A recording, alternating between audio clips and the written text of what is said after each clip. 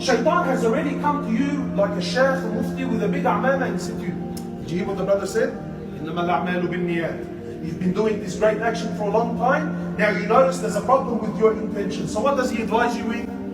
Leave the action. No, the scholars say no. The scholars say if you're doing a good action with a corrupted intention, keep doing the action and work on the intention. And the last thing, my brothers, is whenever you come to do something, beautify it with intentions. I'm sure many of you here, you pay rent. I pay rent. Every week when you come to pay your landlord, before you come to pay him, renew your intention. Say, Allah, I give you this in charity. Ya Allah, this is to stay away from haram. Ya Allah, this is to stay away from riba. Then every dollar that you give has become what?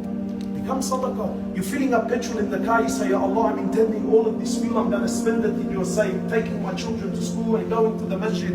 Then every single liter that goes into your tank, you get rewarded for. You come to go to sleep, before you go to sleep, you do your afkar, you make your wudu, and you make niyyah, Ya Allah, I'm going to sleep so that I can wake up in the morning and worship you. Every minute that you're sleeping, Allah subhanahu wa ta'ala rewards you for.